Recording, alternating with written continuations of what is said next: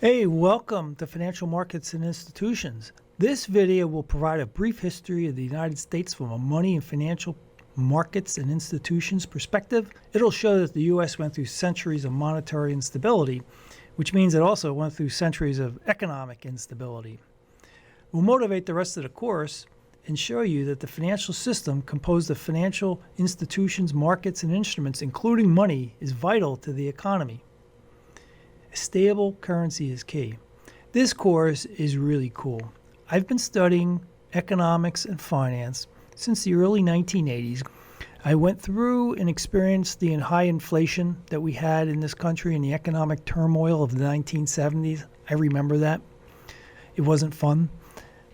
And so I was quite interested in learning where the financial markets were at the time. I wanted to know what was most up to date, what was happening in the markets. I really wasn't interested in history, let alone economic history and financial market history. But it turns out, after years of studying this, I realized that you can't begin to understand our financial markets and institutions without dipping back in history a bit to see why these policies and instruments and methods were implemented in the first place. What happened that caused our financial system to look like it does today? That's really interesting. And so when you understand a bit of the history, you'll be in much better shape in appreciating where we are today. So to make it clear, this course is not a history course. But I'm going to start off talking about some history to show you where we came from. Occasionally we'll dip back and talk about history, but for the most part we're going to talk about current economic events, but darned if I can talk about current economic events without talking about some history. So the course is not a history course, but it kind of embeds some in there. So let's move on a bit more about what this video covers. This video will highlight an important fact that you may not know. Any well-developed country must have a well-developed financial system of institutions and markets. Can you find a country that's well-developed without a well-developed financial system? You're not going to do it. Basically, a well-developed financial system is a prerequisite for a well-developed country and an economy. This video will also discuss the functions of money, which are the unit of account, means of payment, and store of value. We'll relate each of these functions to the U.S. experience of volatile price levels that we went through. We'll compare and contrast a low inflationary environment to a high inflationary environment using these functions of money. Then we'll discuss whether Bitcoin, a relatively recent invention, fulfills the three functions of money. So before we go further, let's take a look at some information we have that goes back into the 1860s. I'm going to go further. In a minute, I'm going to go back to the 1600s, but we have better data in the 1800s than we do in the 1600s. And so what we have here is a graph of the aggregate price level. And normally when you look at an aggregate price level today, it increases slowly, at least for the US, I should say. It increases slowly and ramps up. Here you have a roller coaster of an aggregate price level. And before we go further, what the heck's an aggregate price level? Well, think of it as a weighted average of a basket of goods, the costs of a basket of goods that you face. So you have housing costs, you have, automobile, transportation costs, food costs, and weight those costs. And just costs, just the prices associated with that. Just keep track of the prices. Keep everything else the same, the quantity and the quality of those goods, and keep track of the prices over time. Think of that as the aggregate price level. So here we have the aggregate price level for the U.S. It's been pieced together. We didn't, back then nobody kept track of aggregate price levels. The concept wasn't even around at the time. So people had to piece this together. Now take a look again at the graph. First of all, you're going to see a lot of gray bars. The gray bars, look at that as just total pain.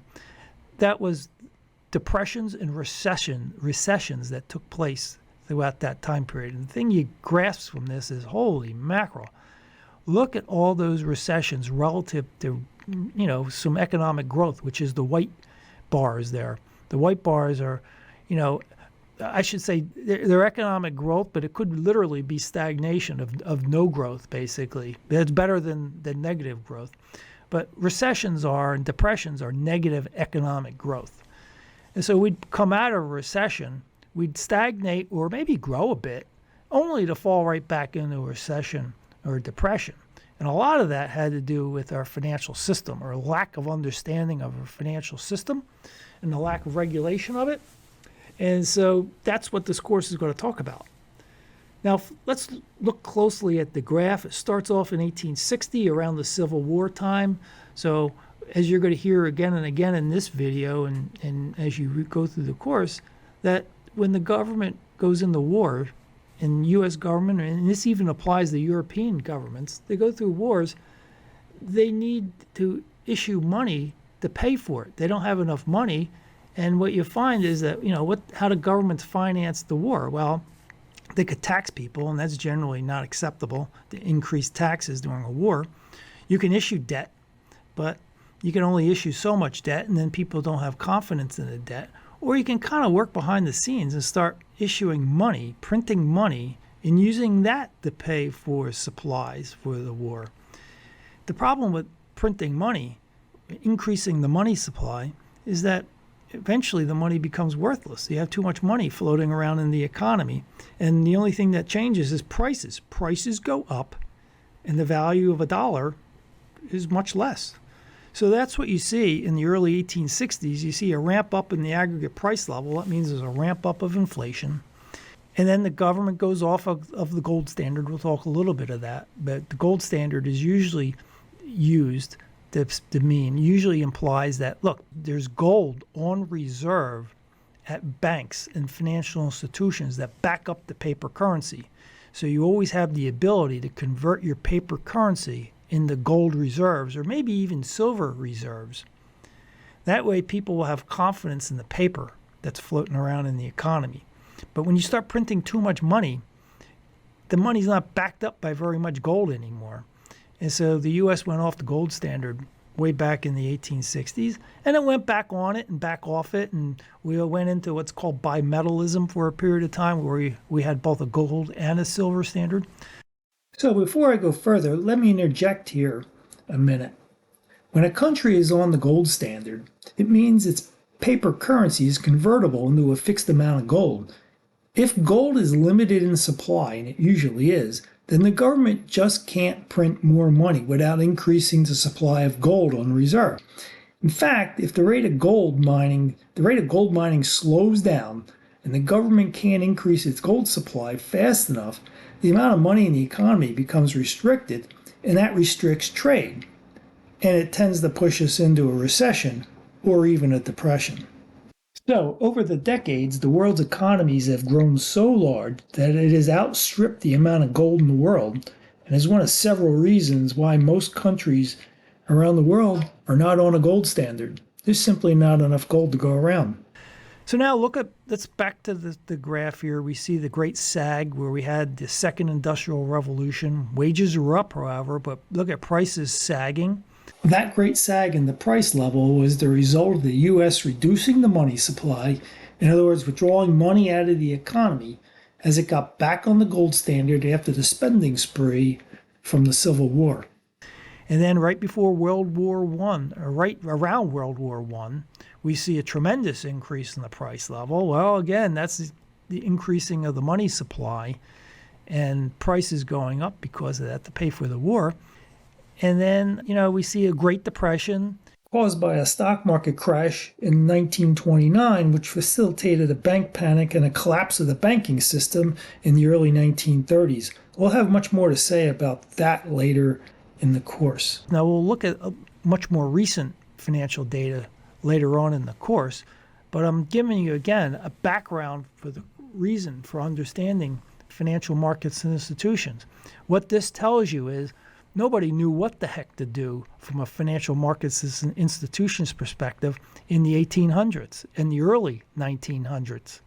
Nobody knew. Look at it. Okay, let's move forward and actually go back a little bit further in time. In the 16 and 1700s, people arrived in America to a very primitive environment.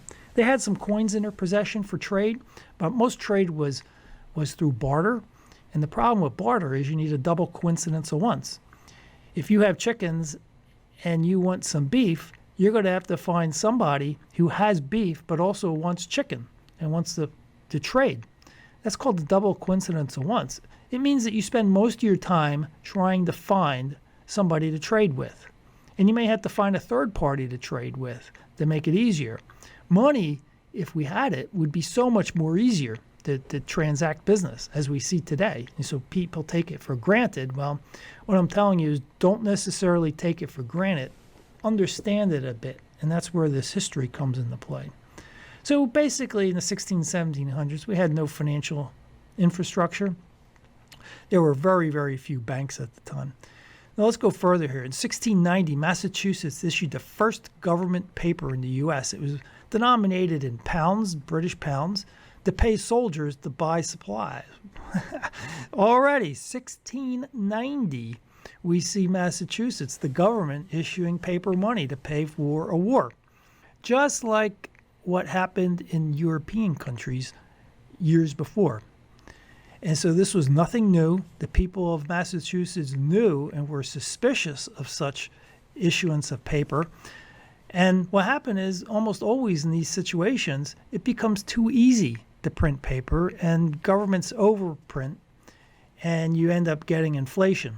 People knew that.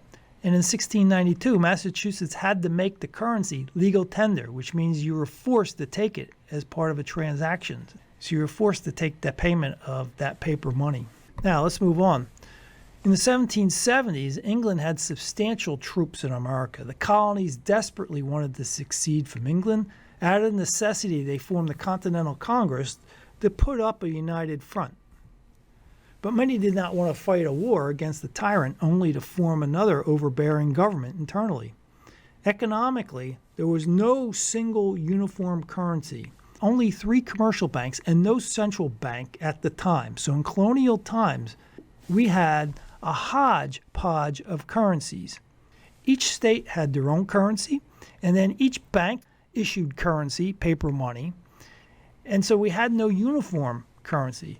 Europe, on the other hand, had uniform currencies like the pound, and their coins and their money often circulated in America at a premium to American money. So you had literally at the time you had 13 colonies, and most of them were issuing money, and the money looked different from each state, and the money changed its appearance over time. It looked different denominations. So when you transacted business and somebody handed you over a Connecticut dollar, you would look at it, paper dollar, you'd look at it, you'd be like, is this really, real? And so counterfeit paper circulated all over the economy at the time. And it turned out, like I said, there was a substantial premium for European money, especially Spanish dollars and gold coins and silver coins relative to local currency and paper. Now let's talk about the Continental Congress for just a second. The Continental Congress was organized to help the colonies during the Revolution fight the British.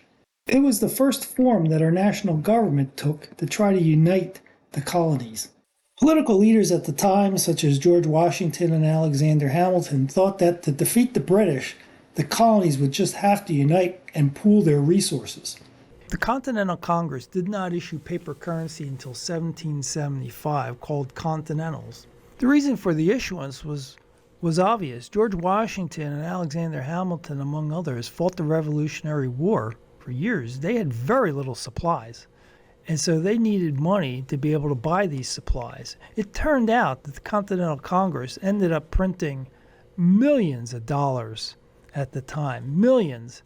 And so the paper became worthless, and a lot of local farmers would not accept it. And so the Continental Army that we had basically was undersupplied, while the British, who had silver, gold, and coins in this country, ended up buying a lot of supplies from local farmers in our country. Now, why did the government issue all these Continentals, this currency? Well, they had trouble taxing the states. Support for the war varied among the states, and some states issued debt. After the war, the need to pay off the debt burdened the country. Too many Continentals were issued, inflation spiked, as I said.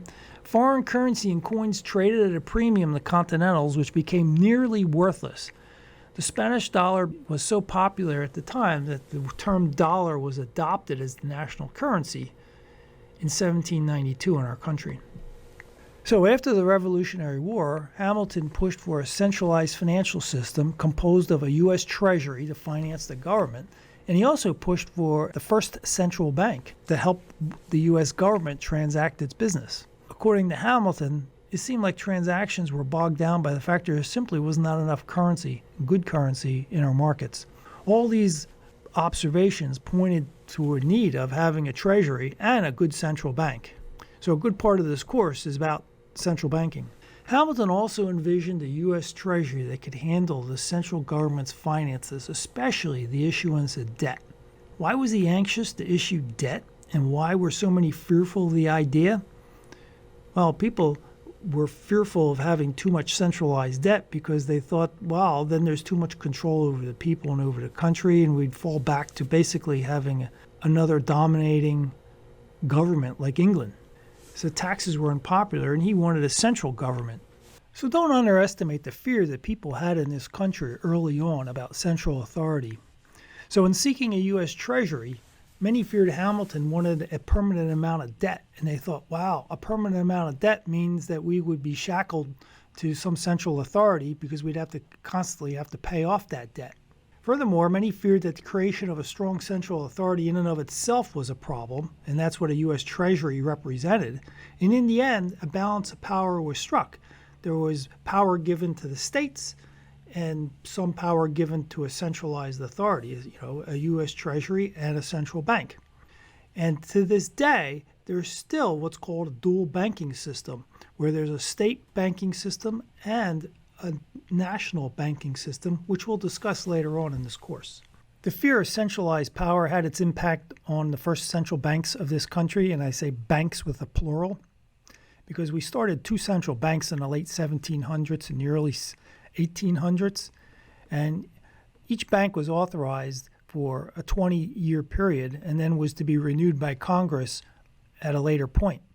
Well, in both instances, the central bank was allowed to lapse. It was never renewed. And so we had a central bank that started in 1791. That's the first central bank. And that ended in 1811. And then economic chaos ensued. And so in 1816, we started up another central bank. And that lasted till 1833, and it was never renewed. So the fight over centralization and a central authority was big back then.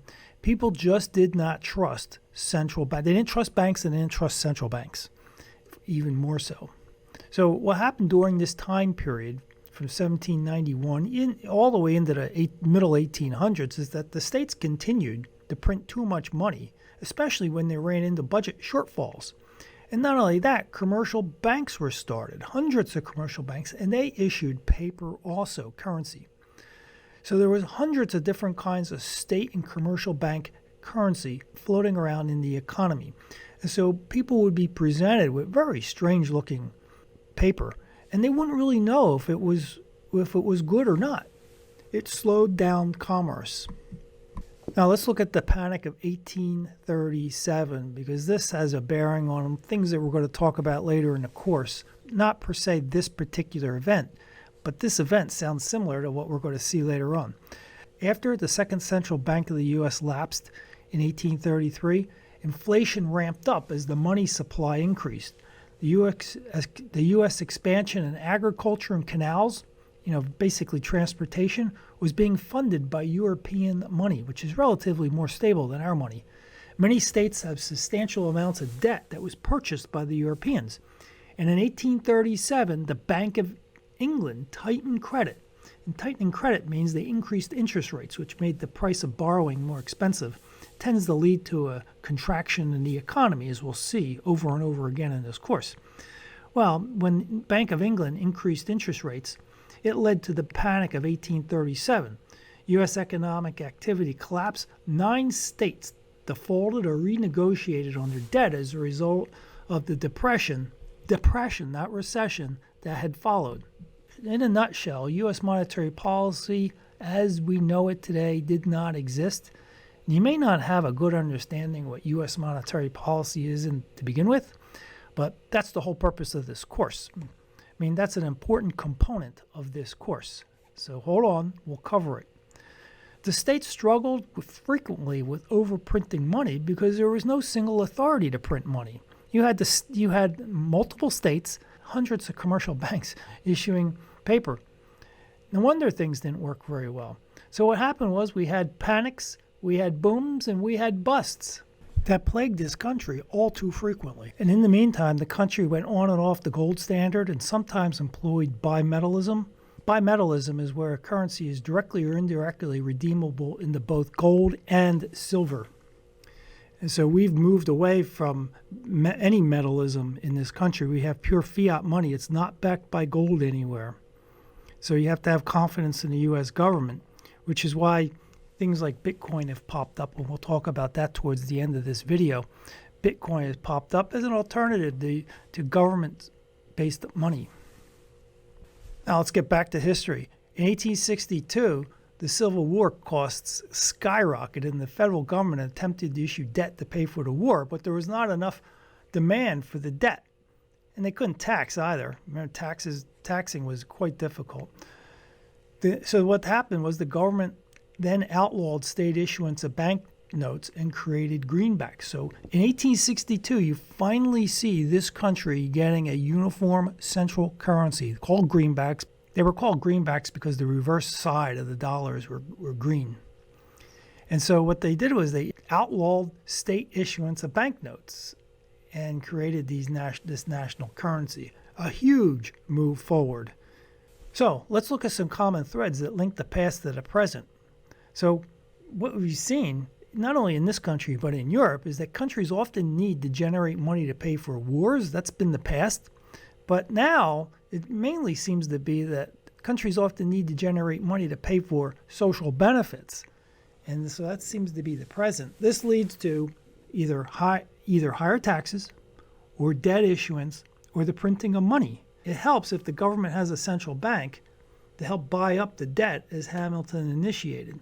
The point is, with a treasury and a federal government, they can try to impose higher taxes, but the people won't stand for it generally. You can try to issue debt, but if there's not a big demand for the debt and people don't have confidence in the government that it'll pay back the debt, that doesn't really work. So what do governments do? They end up printing money to pay for things. So, if you have been following me so far with my discussion of ancient history, you'll notice that I'm getting a bit repetitive. I'm being repetitive because the same problems keep reoccurring over and over again. Governments run into trouble, they print or distribute too much money into the economy, and inflation begins to get out of control. And by the way, if you don't already know it from this course, the same thing happened when COVID hit, and the Fed, our central bank, flooded the banking system with money, ultimately causing higher inflation.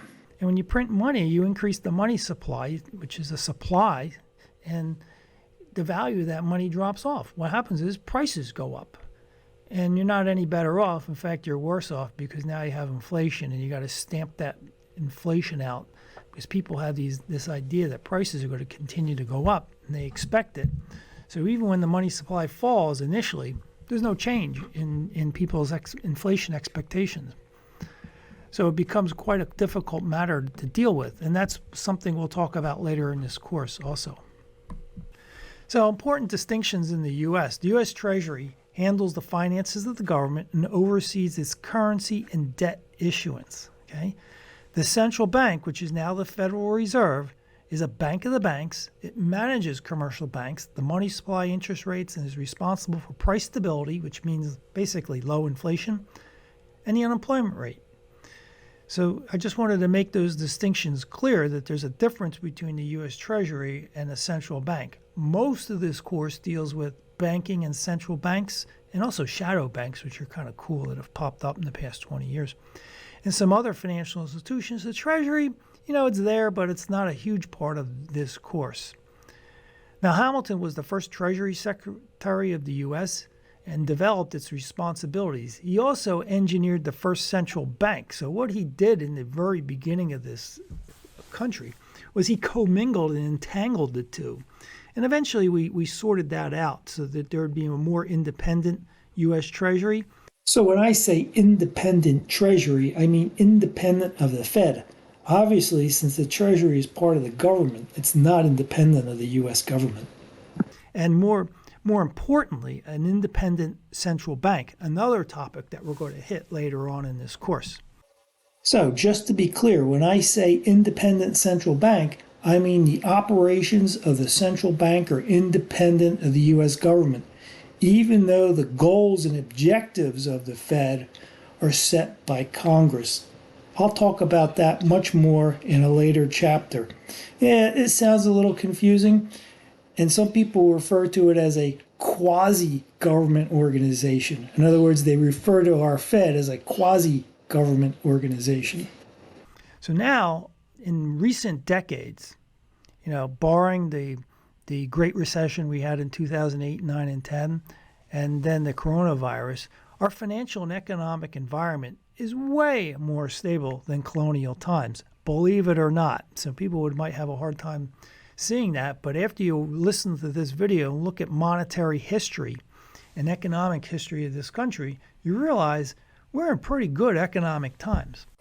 So at this point, let me conclude this section of the video and summarize it, and then we'll move on to the three functions of money. In this summary, I skimmed the surface of monetary history. I mostly hit on the end result, and I just can't do it justice in a handful of slides. So as I said before earlier on in these slides, this course touches on contemporary issues in financial markets and institutions and the debate that goes on right today. However, you'll find that most of the debates and the discussions that we'll talk about now, they have roots, deep roots in history. We've been there before. It's just that things pop up over and over again. So our objective is not history, but we have to look at history to understand where we are today. There's something, what's important to know is from this history, and so I went back to the 1600s and told you all these problems associated with banks. There's something different about banks. They're not ordinary businesses. You can't look at them as a manufacturer or a retail or technology firm. Banks end up creating the money supply. They multiply deposits, and which we'll have a lot to talk about later on in this course. And what they end up doing is they end up creating systematic risk just naturally. And so, like I said, we need a strong financial system to have a strong economy. You just can't have a strong economy without a good financial system. But a good financial system, it seems, no matter what we do, always has systemic risk in it. And that's been the difficulty for hundreds of years, is how to have a strong banking system and a financial system without the systemic risk. So far, we haven't figured that out. But we're getting there, and that's what this course will talk about. So let's talk about the three functions of money. And the three functions of money are the unit of account, means of payment, and the store of value. The unit of account works like this. The concept works like this. Think of the idea of unit account like this. Think about it. When you go to stores, you go walking down the aisle, you see a list of prices, and they're in dollars, right? That's a unit of account. You go to a restaurant, you look at the menu, and the prices are listed there. They're listing everything in a unit of account. Everything's measured in dollars. That's what we mean by unit of account. The concept of the unit of account is far more valuable to the economy than you might suspect. When you do not have a unit of account, you're going to have to deal with n times n minus 1 divided by 2 relative prices. That seems really abstract. Let me make some sense out of that idea. So, for example, let's make a matrix here. If you had just 3 items in the economy, let's just do 3, and you had, price of apples, the price of bananas, and the price of cantaloupe. Apples, bananas, and cantaloupe. And you made a matrix like this. The off-diagonal boxes or cells to the matrix represent the relative prices of different goods or services. For example, the cell where A and B meet would represent the relative prices of apples to bananas. In other words, how many apples do you need to trade to get a banana, and vice versa. And so the main diagonal, you can eliminate the main diagonal because apples, the apples, and bananas, the bananas, well, obviously they trade for the same prices, so you ignore that. In other words, an apple trades for an apple, and a banana trades for a banana, and a cantaloupe trades for a cantaloupe. So basically you have a matrix, and the matrix is, in this case, the matrix is 3 columns and 3 rows. And let's just make that N, so general. N by N, where N stands for the number of commodities or goods or services that you trade. So this would be 9. There would be 9 boxes in here, but we have to subtract out the main diagonal because that doesn't give us any information about prices. You don't have to keep track of the price of apples relative to apples. And the other thing is we need to divide this whole equation by 2, this whole formula by 2, because the price of apples to bananas is the same as bananas to apples. This is the inverse of the other. So basically, you would have to keep track of n times n minus 1 divided by 2 relative prices in the economy to transact. And that would be extremely cumbersome. Just think of 100 items. And most people over a period of a year, say, buy far more than 100 different types of items. So if you had 100, n was 100 different items, you'd have 100 times 99 divided by 2. You'd have 4,950 different relative prices to keep track of. You don't have to worry about that, at least not to that extent, if you have a unit of account like the dollar. If you have a unit of account like the dollar, you only have to worry about 100 prices because you have 100 items there. So having a unit of account keeps things really simple. Now, the means of payment basically says that, look, people transact in this money and they will readily accept it in transactions. So that's what we sometimes call it a medium of exchange. It's a convenient medium of exchange. It prevents us from having to barter and trade chickens for beef. And the other important thing is that a function of money should have a store of value. So if you have $1 today, it's roughly worth $1 next year or a couple of years from now. Now, we may have inflation and it may decay a little bit, but you still have a store of value from one year to the next. In today's world, that's a fairly good assumption. Now, if these 3 functions break down, then the economy tends to break down. And in colonial times, and for many years afterwards, we had a monetary system that did not function, and the economy reflected it. Why didn't it function right? Well, let's look at these 3 functions of money more carefully.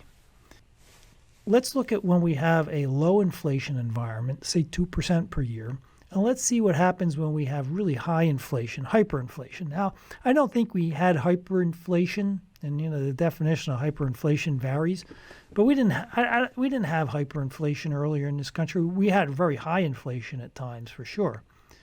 But let's compare and contrast the 2 extremes, because sometimes it's easier to look at extremes and to imagine how things would work. So let's look at the unit of account.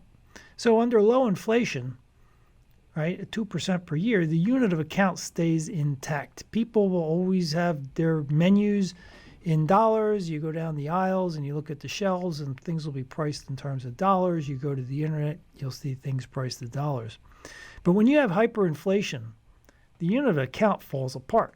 It becomes erratic. People have trouble determining the value of goods with money. So when you have hyperinflation and it's increasing significantly, you really don't know how much it's worth. And so people start to lose confidence in it.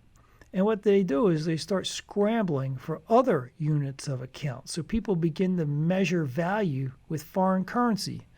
So in this country, in colonial times, we looked at European coins because European coins were much more stable than American dollars and American money. More recently, if you look at Venezuela and the fact that they had hyperinflation, what did they do? They started using dollars to conduct business because the dollar was stable. They lost complete confidence in their own currency. And so with hyperinflation, like I said before, people tend to barter. Now let's look at the means of payment. In a low inflationary environment, that stays intact. People readily accept currency for payment. But when you have hyperinflation, the means of payment falls off. People become reluctant to accept currency for payment. And so what do? Again, they go back to bartering, which is very inefficient. The double coincidence of once is a huge problem with bartering. Then let's look at the store of value. So if you have a store of value at a 2% inflation rate, well, it's decaying a little bit at 2% per year. That's not a very hard thing to deal with. Most people have no problems with a 2% inflation rate or so. Even 3% people don't have a problem with it. In fact, I can tell you back in the early 90s when we had a 5% inflation rate, we thought that was great. Today's world, we might look at that as being a little high. Now, in hyperinflation, the store of value just drops off. It just drops off tremendously. So when you get paper money, well, first of all, you don't want to get paper money if you transact. And if you do, you want to get rid of it as soon as possible, because the longer you hold on to it, the more the value erodes. Okay, so that's three functions of money by comparing and contrast the low inflation environment with a high inflation environment. Now let's look at Bitcoin. Yourself, back up a second and say, well, is Bitcoin a good unit of account? Well, let me ask you this. When you travel, you go to stores, you go to the internet, and you go to restaurants, do you see prices in terms of Bitcoin? I don't see it. In fact, I can't ever remember seeing it. I don't look for it, but I don't remember seeing it either. So it doesn't seem like Bitcoin's a good unit of account there in terms of a function of money. Then is it used as a means of a payment? Do people readily accept Bitcoin? By and large, you're not going to see that transactions are not conducted in Bitcoin. It's kind of rare for most people. Now, before we go any further, I realize that Tesla, for example, accepts Bitcoin. But then how does that actually work? So while Tesla accepts Bitcoin as payment, there's an extra conversion that has to be done because their cars are priced in dollars. So first you have to figure out, well, what is the dollar value of Bitcoin, and then get the right amount of Bitcoins to buy the car, because the car is priced in dollars. So while the means of payment is satisfied, the unit of account is still a problem here. So there you have it, an introduction to this course, some economic history, and some context for what's coming up later in this course.